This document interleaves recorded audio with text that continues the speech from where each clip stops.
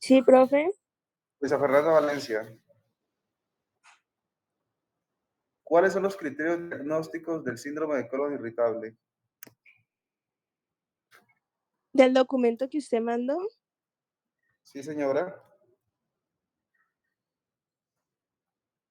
No, profe, ese no lo alcancé a leer. Profe, yo se los digo. Luisa, eso fue lo único que yo mandé para leer. Pues el documento que Había usted 3 mandó en la compromisos. diapositiva, Les envié la que era, literatura. sí, profe, era estreñimiento, dolor abdominal. Luisa. A ver. Sebastián Villota. Sí, profe, dígame. Criterios diagnósticos de síndrome de colon irritable. Pues sí, los criterios diagnósticos se hace la diferencia con el... ¿Aló? Sí, lo escucho, ¿Me escucha? Sebastián. Profe, se hace la expulsión del balón y la manometría. Y ahí se hace... ¿Cómo? ¿Cómo? En Criterios el, diagnósticos de síndrome de colon irritable. pues estaban los esquemas, la clasificación de las heces, que tiene que estar 6 meses Okay. con la enfermedad, y en consulta tiene que estar por lo menos 3 meses. Aló. Va a ser un 20% de la definición. Hace falta. ¿Quién Eh, sabe? sería... Eran con los criterios de Roma, profe. Muy Yo, bien. profe, ¿Roma qué? Hay pues hablaba varios, como ¿no? Roma De 5. Roma 4. 5. Roma 4. Roma 4 para el diagnóstico de trastornos. ¿Quién se lo sabe bien? Los Ya dirá. sí, en los que son de estreñimiento funcional Muchachos, y yo los estoy, que yo son estoy anotando a quien le estoy preguntando. ah, Quien responda, quien no responda. Tiene que cumplir con las obligaciones de las revisiones de temas que hacemos en casa. Yo me tomé el trabajo de mandarles la literatura, de descargarlas, de explicarles cómo se baja, de recomendarles las páginas. Y cuando vamos a llevar a consolidar todo el conocimiento a la práctica clínica, tenemos que tener bases. Si no tenemos bases, ¿cómo vamos a empezar a desarrollar? Continúa. Criterios diagnósticos de Roma 4. pues para los de síndrome de intestino irritable con estreñimiento, es el dolor abdominal una vez a la semana, por lo menos 3 meses y un mínimo de 6 meses que hayan iniciado los síntomas. Debe estar acompañado pues de la dificultad para la expulsión de las heces. La otra es difusión de las heces deben estar en un Bristol 1 o 2 y obviamente pues el dolor abdominal debe estar acompañado pues de la defecación. La defecación es con el dolor abdominal. Muy bien. Muy bien. Necesito que revisen eso porque lo vamos a volver a preguntar. Daniela Rosero. Hola, profe. ¿Cuál es la escala de Bristol? Daniela. Profe, pues por medio de la escala de Bristol, lo que pues queremos ver es de qué forma, por decirlo así, es los tipos de defecación o estreñimiento. Lo podemos enumerar del tipo 1 al tipo 7, siendo el tipo 1, o sea, tiene trozos separados y duros. El tipo 2 son como más fragmentados, pero igual sigue siendo como duro. El tipo 3 es como similar al tipo 2, pero es un poco más agrietado. El tipo 4 es un poco más blando. El tipo 5 es pues blando, pero ya es de una manera pues más pastosa. El tipo 6 es fragmentado, es blando. y es esponjoso, es decir, que tiene una consistencia pastosa con bordes irregulares. Y por último, el tipo 7 son deposiciones completamente líquidas, sin ningún pedazo sólido. Muy bien, Daniela. Muy bien, Daniela. Emanuel Zamora. Sí, doctor. Háblame sobre la fisiopatología del síndrome de colon irritable.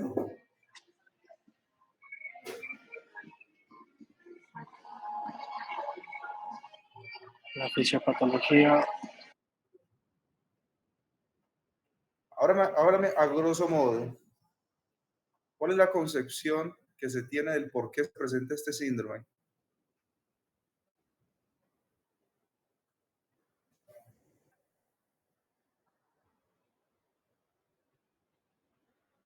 Anderson.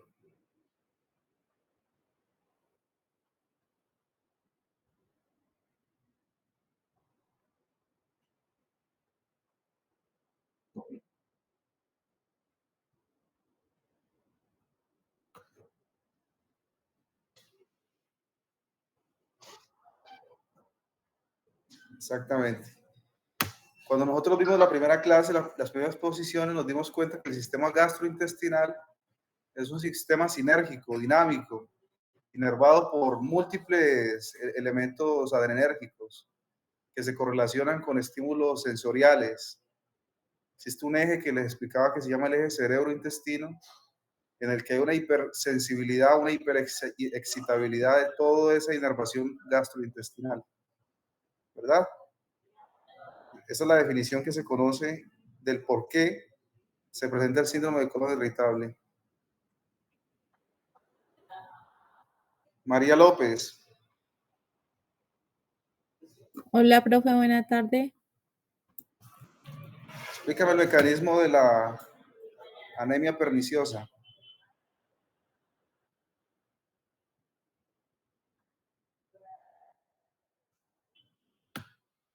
María López, ¿sabes o no sabes?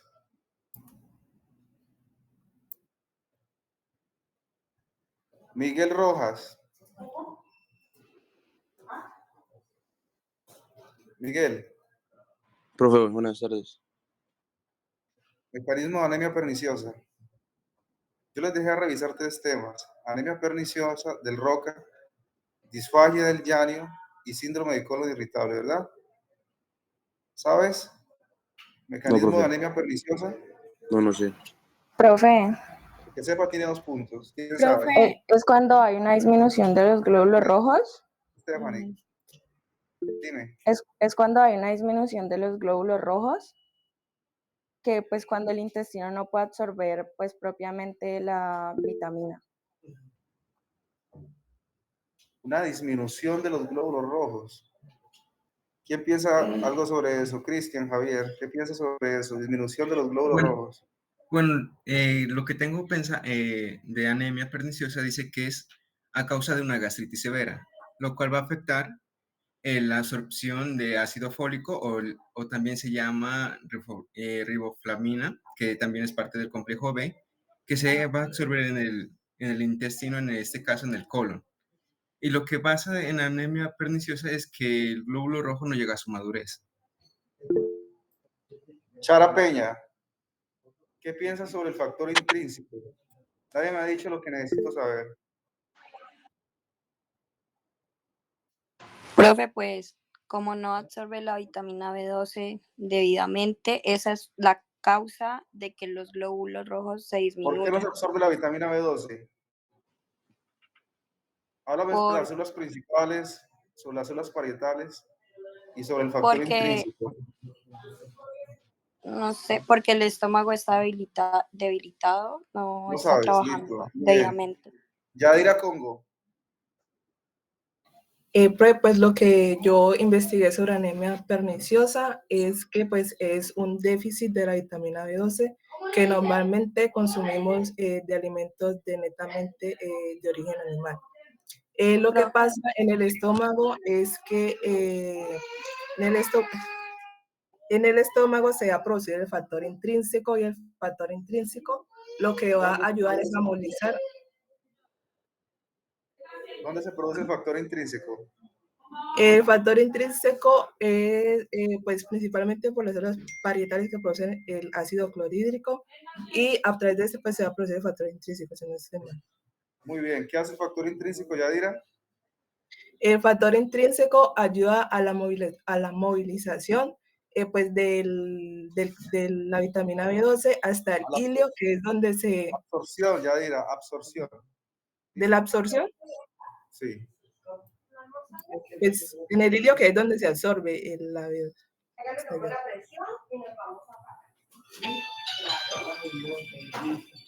Juan Fernando. Juan Fernando. Sí, señor. ¿Qué hace la vitamina B12 en el organismo? La vitamina B12, Sí.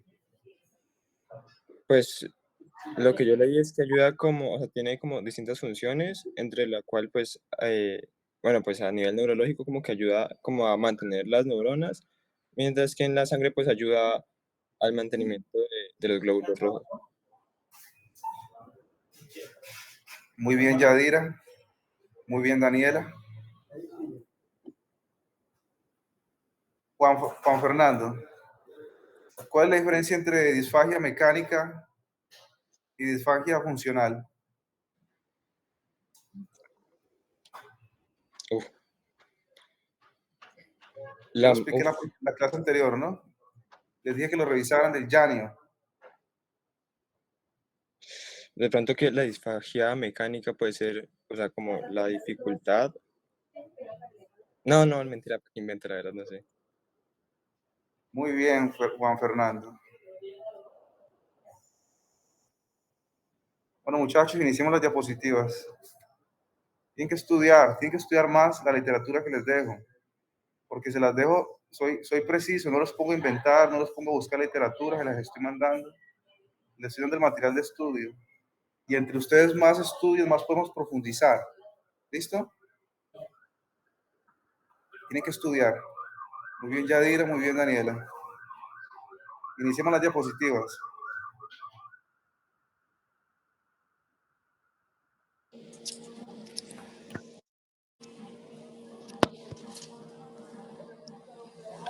Bueno, muy buenas tardes, profesor y compañeros. El día de hoy, junto con mis compañeras Yadira Lavaondo y Sara Isabel, les vamos a compartir el tema que nos correspondió, que fue síntomas del cemento bucofaríngeo esofágico.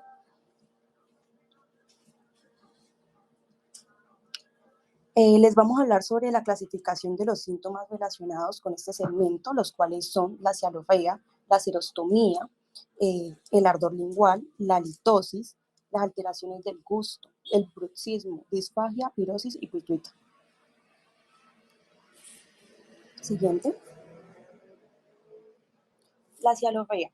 Esta se define como la sensación subjetiva correspondiente al aumento sostenible de la saliva. En determinados momentos se percibe la boca llena con la saliva y a veces de modo inevitable la necesidad de escupir o tragar constantemente. Toda hipersecreción salival por encima de 2 litros en 24 horas puede considerarse como patológica, ya que la cantidad normal es de 1.200 a 1.500 mililitros día. En cuanto a sus causas, es normal ver esta en niños menores de 2 años con una incontinencia salival y ya mayores de 2 años con daños neurológicos. En cuanto a los adultos, esta la pueden padecer por consumo de fármacos, embarazo, enfermedades neurológicas como Parkinson, esclerosis lateral amiotrófica o parálisis. Siguiente.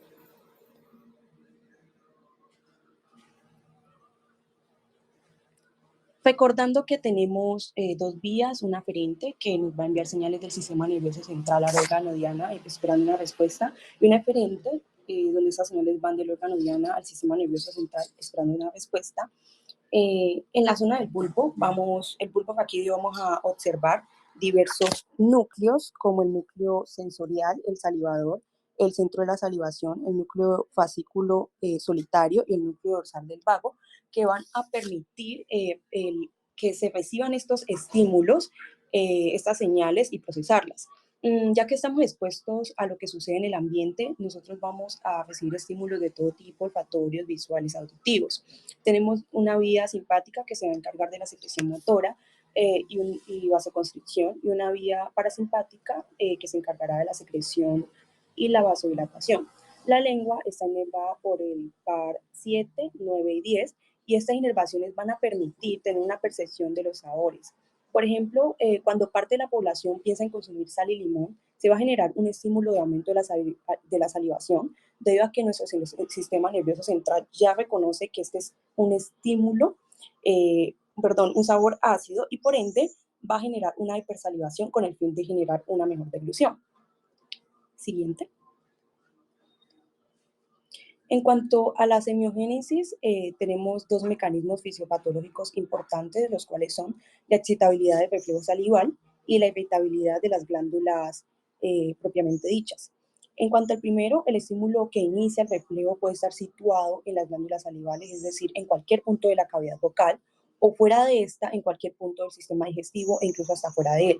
Aquí es donde la espina irritativa da nacimiento a un reflejo fisiopatológico anormal.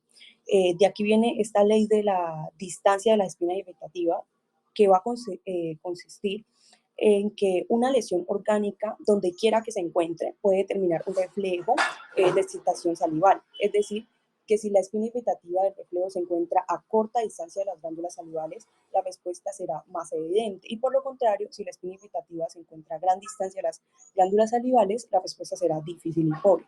En la cialorrea también puede haber una excitación patológica de los centros salivales vulvares provocada por las alteraciones hormonales y humorales.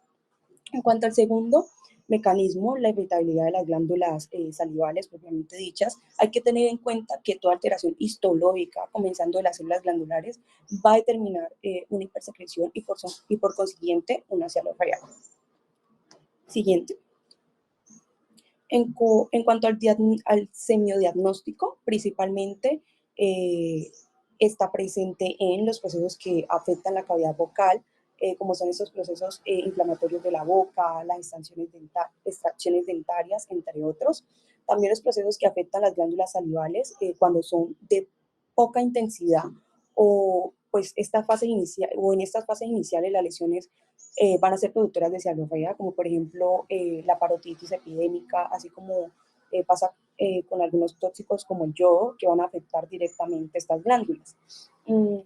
Esta también es un síntoma frecuente en los procesos esofágicos, especialmente en el cáncer de esófago. En algunos de estos, la cialorrea adquiere gran intensidad, comprobándose una secreción de 3.5 y hasta 10 litros, que llega a perturbar el sueño del paciente. También los procesos localizados en otros segmentos del sistema digestivo. La cialorrea también es síntoma de gastritis, de duodenitis y de algunos tipos de úlceras gastroduodenales, particularmente acompañadas de una marcada barotomía. La cialorrea de causa extragástrica es típica del saliveo en las mujeres embarazadas por mecanismo reflejo hormonal. También en otros procesos del sistema nervioso como el Parkinson, la ELA, entre otros. Y pues no olvidemos las cialorreas de tipo medicamentoso. Un ejemplo de un medicamento que la puede producir es la pilocarpina. Siguiente. La serostomía. Esta se define como la sensación subjetiva correspondiente a la disminución de la saliva. El paciente percibe la sensación de una boca seca. Se facilita la identificación de la serostomía cuando compramos una lengua opaca, así como lo podemos observar en la imagen, o pues se percibe también tostada, y se considera patológica una hiposecreción salival cuando es menor de 0.5 litros día. Siguiente. En cuanto a la semiogénesis, debemos considerar los siguientes factores. El primero es la inhibición del reflejo salival. Todo proceso capaz de disminuir o abolir este reflejo salival originará una serostomía, como por ejemplo en las alteraciones psíquicas emotivas, pues que incluye disgustos, alegrías, sustos, entre otros factores. En la serostomía existe un predominio de la acción simpática con vasoconstricción que va a inhibir la secreción de la glándula parótida y después la de la glándula submaxilar. También pueden producir algunas drogas mediante su acción sobre los centros nerviosos. También la destrucción progresiva de las células glandulares es responsable de una serostomía cuya evolución será ya paralela al grado de la destrucción celular. También está la obstrucción de los conductos excretores, por ejemplo, la obstrucción de los conductos de Stone, de Wharton, de Venus y accesorios, aunque las glándulas no se hallen pues, inicialmente afectadas. Y por último, la disminución del flujo sanguíneo. En la semiogénesis de la serostomía es importante ya que la ausencia de este factor hídrico causa procesos deshidratantes de cualquier naturaleza, aunque exista la integridad anatómica de las glándulas y de sus conductos excretores, incluso el reflejo salival normal. Siguiente. En cuanto al semidiagnóstico, la serostomía puede ser producida por la inhibición del reflejo salival, la serostomía accidental de los sujetos emotivos, como lo habíamos dicho anteriormente, alegres, bueno, y este tipo, y de los psiconeuróticos, que pues ya va a conllevar síndromes de ansiedad, de angustia, miedo. La destrucción de las glándulas de la enfermedad de Mikulicz y el síndrome de Cohen. Y pues en los procesos de las glándulas salivares también los tóxicos se van a encajar aquí, las endocrinopatías, el carcinoma esofágico, la gastritis, los tumores de las glándulas salivares de distintos tipos. Y pues en todos estos procesos se va a establecer una destrucción progresiva de las células glandulares. La obstrucción de los conductos excretores también, y en estos casos va a ir acompañada de un dolor más localizado que se va a exacerbar con algunos alimentos. La serostomía se observa en la litiasis salival, o también conocida como la cialoidoquitis, que pues es esta formación de cálculos en los conductos de drenaje de las glándulas salivales mayores. Y por último, la disminución del flujo sanguíneo de los procesos deshidratantes. Esto incluiría también la intoxicación por atropina, que puede señalarse como pues también un ejemplo de serostomía. Siguiente. Isabela, Señor. ¿sabes cuál es el síndrome de Sjögren? El síndrome ¿de qué, profe, que no le escuché? De Sjögren. Ese es Sjögren. Causa de serostomía, una de las principales. El Es síndrome de las del ojo seco. mucosas secas. Es un ¿Sabes qué es? trastorno del sistema inmunológico. Sí. Existen las enfermedades reumatológicas o las colagenosis, ¿no? Que son enfermedades en las que el sistema inmunológico tiene una sobreexcitación y empiezan a hacer daños al mismo organismo. Es una enfermedad familia del lupus eritematoso sistémico. ¿Ustedes han escuchado de eso? Sí, Es señor. una de las familias, es una familia de la artritis reumatoide, de la esclerosis sistémica. El síndrome de ese Sjögren se diagnostica cuando el paciente tiene unos anticuerpos antinucleares positivos. Se llaman ANAs y tienen unas especificidades. Cuando estemos en hematológico les voy a hablar un poquito sobre eso, que se llaman anti-RO y anti-LA. Y uno de los principales síntomas es resequedad en los ojos y resequedad en la boca, en las mucosas. Entonces, el síndrome de ese Sjögren es una de las principales causas de lo que está hablando Isabela. Retomo. Continúa, Isa. El ardor lingual o el bucolingual, pues esta es la sensación dolorosa, a veces hasta de una quemadura que experimentan algunos pacientes en su boca y particularmente en su lengua. Los pacientes identifican este síntoma por su mayor localización en la punta y en los bordes de la lengua. Se produce o, bueno, se exacerba por el contacto de alimentos cargados en sal, picantes, muy fríos o muy calientes, y en ocasiones este ardor bucolingual, cuando es constante y pues esta sensación es francamente dolorosa, se habla de una glosalgia. Siguiente. En cuanto a la semiogénesis, esta se produce como resultado de la irritación neural de la mucosa yugal y lingual. En todos los casos existe una alteración inflamatoria más o menos marcada de las papilas linguales, con hipertrofia, atrofia, incluso ambos procesos a la vez. La irritación neural con alteración papilar puede ser producida principalmente por los siguientes factores, los cuales son el déficit nutricional, pues los más frecuentes son el déficit de complejo B, el de hierro y proteínas, los procesos digestivos, aquellos que impliquen alteraciones de acidez gástrica, estancamiento a distintos niveles del contenido intestinal, acompañado de retroperistalsis, como por ejemplo la ectasia colónica. La eliminación de sustancias tóxicas cuando se lleva a cabo por la mucosa bucal, las lesiones orgánicas de la boca, las cuales actúan por irritación directa neural, y por último, por procesos idiopáticos o esenciales. Siguiente. En cuanto al semiodiagnóstico, son múltiples las enfermedades en las cuales está presente este síntoma.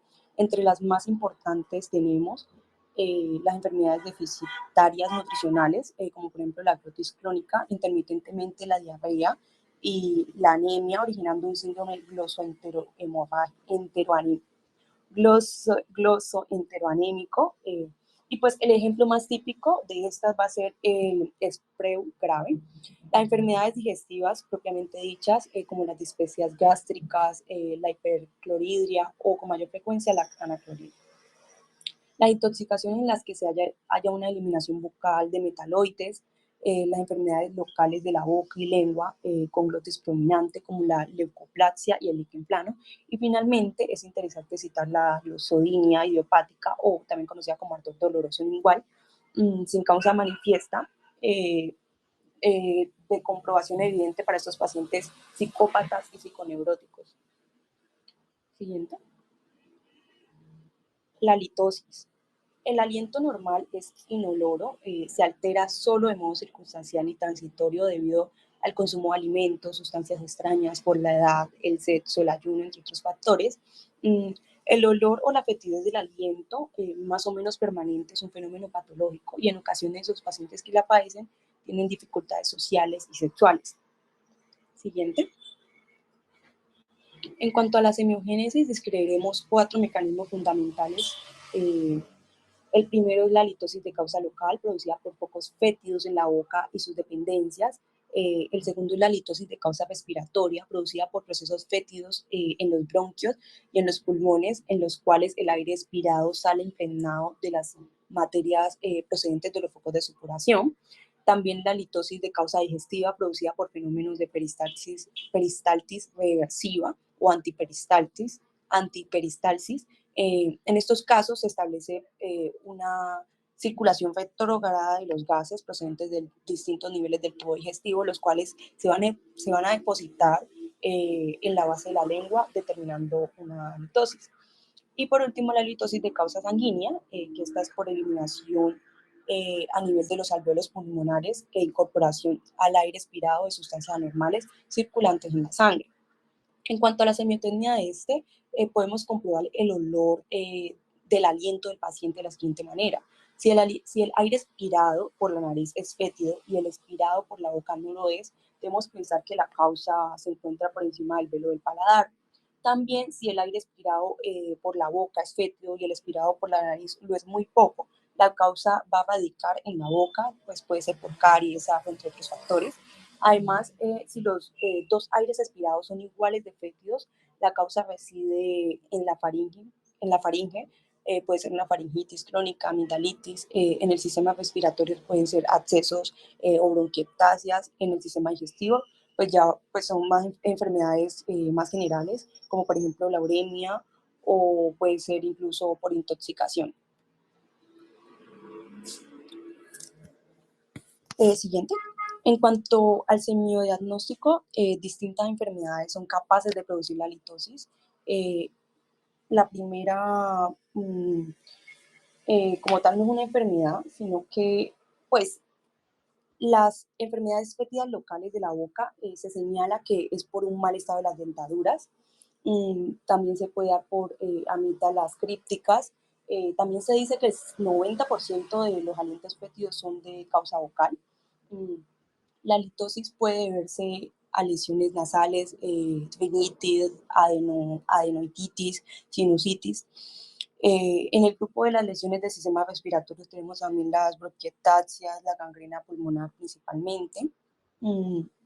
Y entre las digestivopatías con halitosis, los divertículos esofágicos, la obstrucción pilórica, la halitosis también por eliminación respiratoria. A partir pues de la sangre se observan algunos tipos de alteraciones menstruales y ese se puede exacerbar marcado los días prontos a la menstruación. Y además pues de esta halitosis típica de la mujer, también está la halitosis de la diabetes, de la uremia, de la necrosis aguda del hígado, en la que este aliento va a ser como tipo dulzón y pues tiene un valor pues diagnóstico alto. Muchachos, ¿ustedes saben qué son los tonsilolitos? ¿Alguien sabe qué es eso? Tonsilolitos. No son como una acumulación que se hacen detrás de las, ay, no sé cómo se llama eso. De las amígdalas, Sí, ajá. como Unas cavidades. que se acumulan, no sé si es por mal higiene o por qué será, y producen un mal aliento y huelen al... Sí. Dayana, eso Pero incluso no es por mal experiencia, higiene, sino que experiencia no es por mal palpable higiene, sino que incluso algunas veces cuando las personas comen se le acumula y entonces llegar hasta esa parte de la boca es muy complicado, entonces muchas personas tienen ese acúmulo incluso diario que no se pueden sacar fácilmente con el cepillo, entonces por eso, y son como acumulaciones de alimento que se van calcificando y se vuelven como unas piedras similarmente y sí causan mal aliento. ¿Quién ha sufrido de tonsilolitos aquí? ¿Emanuel ha sufrido de tonsilolitos? No, señor. Voy a decir que era Emanuel. Los tonsilolitos son esas acumulaciones como blanquitas. Hay personas que tienen amigdalitis o tienen amígdalas crípticas, como dicen acá, son amígdalas grandes, que tienen las criptas bastante amplias y ahí se mete la comida. Y se quedan días y semanas. Se acumulan y salen unas bolitas que se calcifican. Y huelen a materia fecal literalmente. Esta es una de las causas, de las principales causas de mal aliento. Se llaman tonsilolitos por amigdalitis críptica o por amígdalas crípticas. Lo que está hablando aquí la compañera, ¿no? Eso es bastante frecuente, ¿no? Mire que dice que es una de las primeras causas de mal aliento. Ustedes tengan un paciente, una persona con mal aliento, ya saben cuáles son las principales causas, ¿no? Continúa.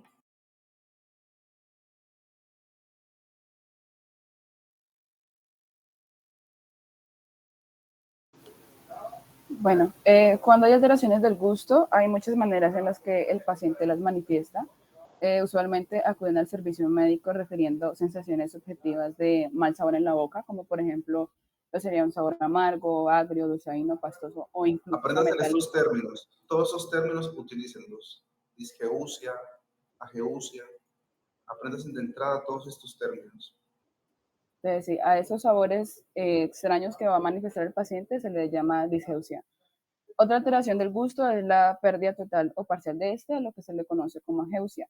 Y ambas suelen tener muchas causas, pero estas son similares a las de la halitosis. Pueden ser locales, de tipo respiratorio, digestivo, sanguíneo o de eliminación. Volviendo al tema de los sabores, debemos tener en cuenta que cada uno de ellos nos indica algo fuera de lo normal en un órgano específico. Por ejemplo, el sabor pastoso puede indicar una inmovilización de las papilas filiformes a lo largo, a lo que se le conoce como lengua saburral, que es como una capa blanquecina que se forma encima de la lengua, a como también se puede presentar por mala higiene. En estos casos ya sería pues una causa local. El sabor metálico puede estar relacionado a discinesias o por prótesis dentales, a amigdalitis o por faringitis. Si hay presencia de un sabor agrio, podría ser regurgitación gástrica. Con el sabor amargo podría estarse tratando de un paciente con una alteración biliar por reflujo o si tiene un sabor de un problema relacionado de antiperistalsis. Entonces, teniendo en cuenta lo anterior, debemos saber que el sabor amargo se observa en procesos hepatobiliares crónicos o en disfunción. El sabor muy de úlcera duodenal o de gastritis hipercloridria. Si se los sabores en amigdalitis, pacientes con caries dentales, con prótesis dentales o nasofaringitis. Esto en cuanto a las causas digestivas. Cuando el problema es de origen sanguíneo o de eliminación, puede tratarse de endocrinopatía de tipo ovárico, de cambios en la menstruación, intoxicaciones o pacientes que estén consumiendo medicamentos altos en yodo. En cuanto a la ageusia, esta se da por una parálisis de los nervios gustativos como el lingual, el glosofaringeo o la cuerda del tímpano. El bruxismo es el movimiento circular de los dientes mientras se hace mucha presión de los músculos maceteros por un tiempo prolongado, como se muestra en el video. Lo que hace que se desgasten sus fibras superficiales y profundas, además de, obviamente, dañar la dentadura. En muchas literaturas, el rechinamiento dentario se le conoce como briquismo, bricomanía o bruxomanía, así que si lo vemos de otra manera, pues ya sabemos que es bruxismo. Cuando este síntoma se presenta de noche, se le denomina el fenómeno de Karol G. Es muy común entre pacientes neuróticos y nerviosos, pero también en casos de parasitosis intestinal o de una tetania latente.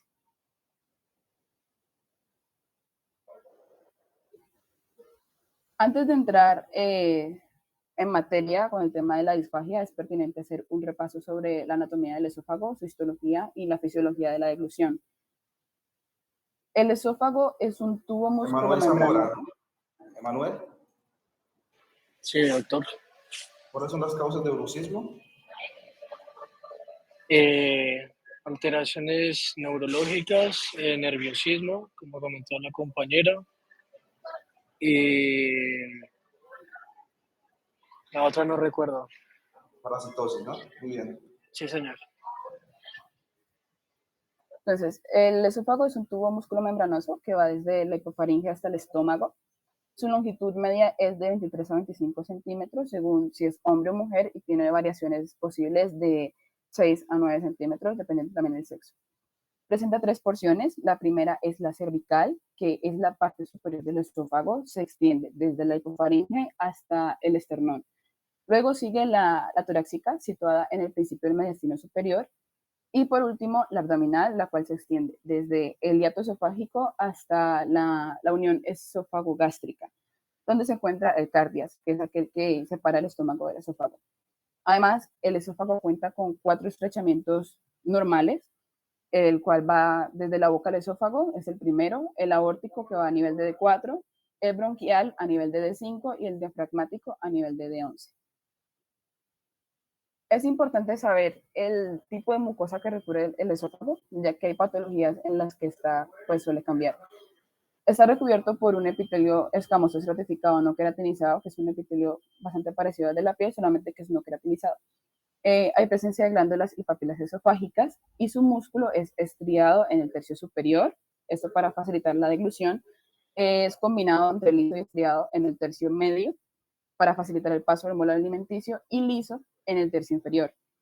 El proceso de deglución en sí está compuesto de 3 partes. La primera es la fase voluntaria, que es donde ocurre la contracción de los músculos de la lengua que evacúan el bolo alimenticio hasta la faringe.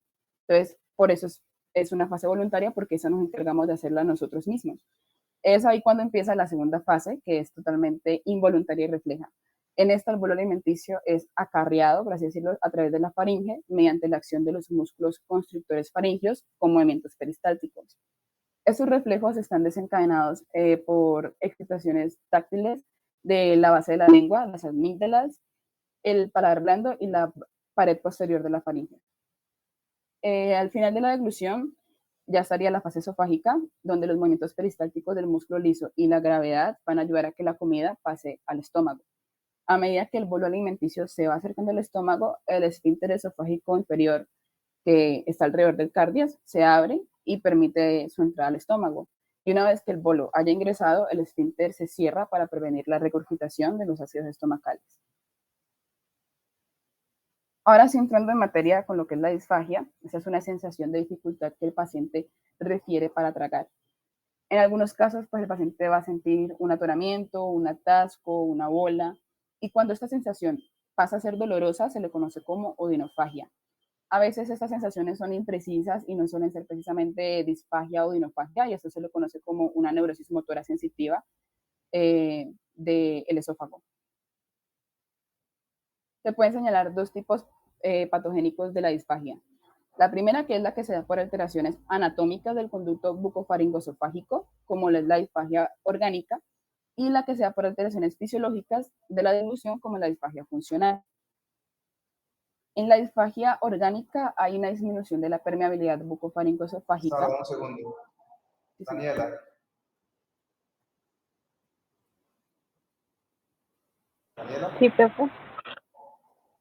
Sí, profe. Paciente con adenocarcinoma del cuerpo del esófago. Empieza a presentar dificultad para tragar alimentos sólidos. Esa dificultad para tragar alimentos sólidos es progresiva, constante, hasta que ya no puede pasar alimentos líquidos y llega al punto de inanición. No puede tragar absolutamente nada. Llega a tu consulta en estado de deshidratación, desnutrición severa. Y encuentras un tumor de esófago distal, en la unión esófago-gástrico. Según el orden de la anamnesis, hallazgos endoscópicos, ¿qué tipo de disfagia tiene ese paciente?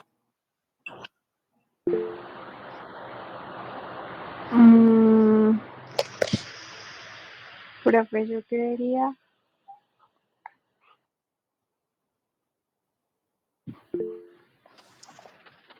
¿Aló? Daniela. Sí, profe, ¿me escuchas? Sí, te escuchamos. Aló. Me Emanuel estás diciendo que lo que tiene el paciente es una disfagia, pero que lo viene generando el mismo tumor, ¿verdad? ¿Qué tipo de disfagia Debido tiene a un ese paciente? carcinoma. Hay dos tipos de disfagia, funcional y disfagia anatomopatológico-estructural. Yo creo que es anatomopatológica estructural porque el mismo Zamora. carcinoma le está dañando el epitelio. Emanuel. Sí, doctor. Dime, ¿qué tipo de disfagia tiene el paciente? Nada más. Pues sería funcional, por lo que no puede estar Nada, deshidratado. Ok, continúa la exposición. Y tú, Eh, y tú, Sara, nos vas a responder esa pregunta, ¿bueno? Ok. Pues, ¿por dónde iba? Ah, sí, la disfagia orgánica. En la disfagia orgánica hay una disminución de la permeabilidad bucofaringoesofágica, donde cualquier proceso patológico obstructivo puede ocluir la luz, ya sean procesos proliferativos o estenosantes, como una causa intrínseca, o procesos que llegan a crecer hasta aplastar el conducto esofágico, impidiendo el paso, que esto ya sería una causa extrínseca, como sea, en ambas se obstruye la luz. Entonces, cuando hay obstrucción de la luz, es una disfagia orgánica. En cuanto a la disfagia funcional, esta se da por... Cuando usted tiene un paciente que empieza súbitamente con un trastorno disfágico, que es a sólidos, pero que también es a líquidos, o que puede ser a líquidos, es un trastorno funcional. Puede ser una calasia, puede ser que haya un trastorno en el que no haya una peristalsis del esófago. Es un trastorno funcional. De entrada, doctor, no puedo tragar ni líquidos ni sólidos. Un día estoy peor, otro día estoy mejor. Es inconsistente. Esa es la semiología. Cuando es una disfagia orgánica o anatomopatológica, es algo que está creciendo en el esófago. Lo más frecuente son los tumores. El cáncer de esófago es un tumor que va creciendo. Y entre más va creciendo, la luz del esófago va reduciéndose. Primero empieza con sólidos y los líquidos pasan porque hay luz. A medida que va creciendo, es progresiva, constante, va empeorando, empeorando, hasta que ya no pasan ni siquiera líquidos. Esa es la diferencia. Señor, sí, profe, más adelante lo vamos a tratar. Sí. Sólidos, estructural. ¿Listo? Luego vamos a hablar un poquito más sobre eso. En cuanto ya a la disfagia funcional, esta se da por una alteración de la coordinación neuromotora de la deglución. O sea, a diferencia de la disfagia orgánica, que es una alteración anatómica, esta es netamente fisiológica. Y en la disfagia orgánica, como decía el profesor, solamente es la dificultad para ingerir alimentos sólidos. En cambio, en esta ya serían alimentos tanto líquidos como sólidos. Aquí ya habría 3 subtipos de disfagia funcional. Primero sería la disfagia funcional alta, donde ocurre una alteración del reflejo deglutorio.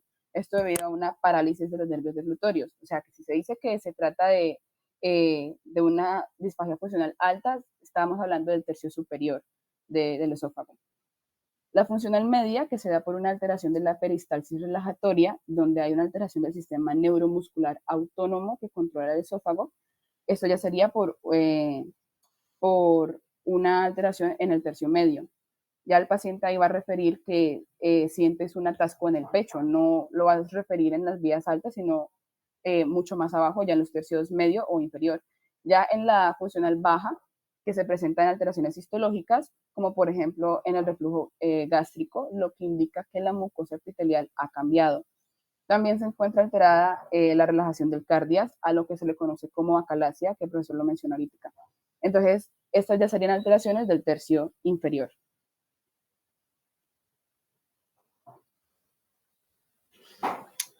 Bueno, ahorita hablaremos de la semiografía, pues retomando de nuevo lo que hemos conversado hasta ahorita. Es importante diferenciar lo que es una disfagia de tipo orgánica, que principalmente va a alterar la permeabilidad del esófago como tal, y la de tipo funcional, que ya va a ser más de un origen de